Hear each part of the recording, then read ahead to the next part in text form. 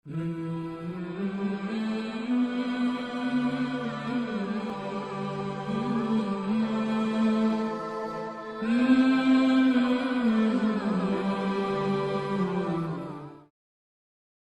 ایک مقدس پتھر ہے جو کعبہ معظمہ سے چند گز کی دوری پر رکھا ہوا ہے۔ یہ وہی پتھر ہے کہ جب حضرت ابراہیم علیہ السلام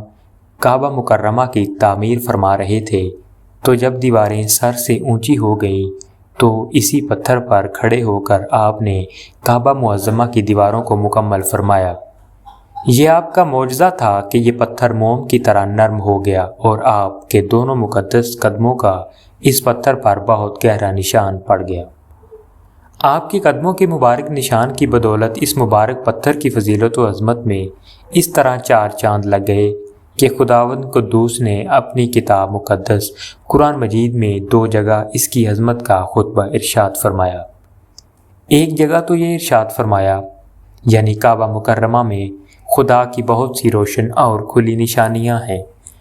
اور ان نشانیوں میں سے ایک بڑی نشانی مقام ابراہیم ہے،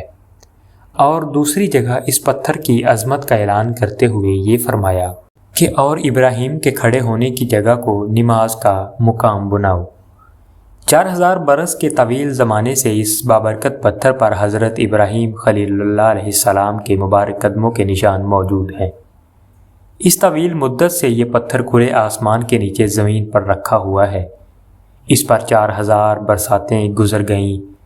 ہزاروں آندھیوں کے جھونکے اس سے ٹکرائے، بارہا حرم کعبہ میں پہاڑی نالوں سے برسات میں سیلاب آیا اور یہ مقدس پتھر سیلاب کے تیز دھاروں میں ڈوبا رہا۔ کروڑوں انسانوں نے اس پر ہاتھ پھیرا، مگر اس کے باوجود آج تک حضرت خلیل اللہ علیہ السلام کے جلیل القدر قدموں کے نشان اس پتھر پر باقی ہیں، جو بلا شبہ حضرت ابراہیم علیہ السلام کا ایک بہت ہی بڑا اور نہایت ہی معظم معجزہ ہے۔ اور یقیناً یہ پتھر خداوند قدوس کی آیات، بنیاد اور کھلی ہوئی روشن نشانیوں میں سے ایک بہت بڑا نشان ہے،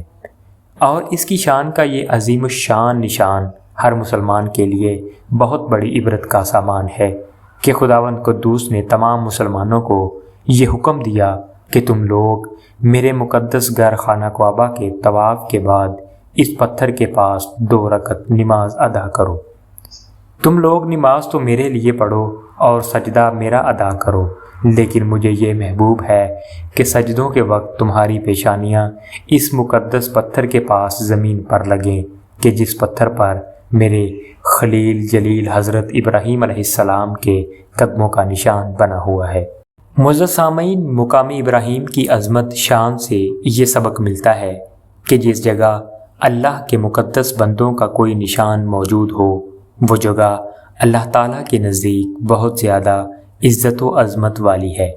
اور اس جگہ خدا کی عبادت خدا کے نزدیک بہت ہی بہتر اور محبوب تر ہے۔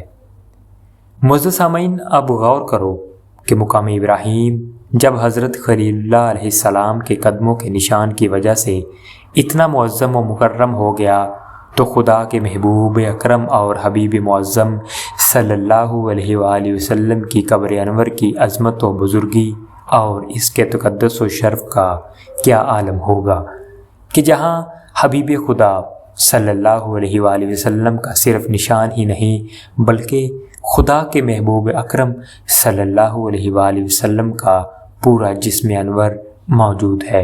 اور اس زمین کا ذرہ ذرہ انوار نبوت کی تجلیوں سے رشک آفتاب و غیرت ماہتاب بنا ہوا ہے۔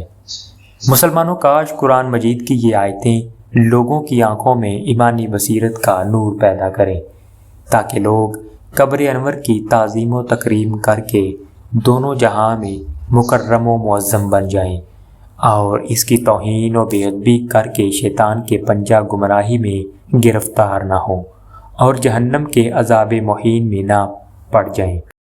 اور کاش ان چمکتی ہوئی آیات سے نجدیوں کو عبرت حاصل ہو۔ اللہ پاک آپ کو اور ہمیں نیک عمل کرنے کی توفیق عطا فرمائے، نبی کریم صلی اللہ علیہ وآلہ وسلم سے محبت اور ان کے احکامات پر چلنے کی توفیق عطا فرمائے۔ وما علینا الا البلاغ المبین۔ شکریہ۔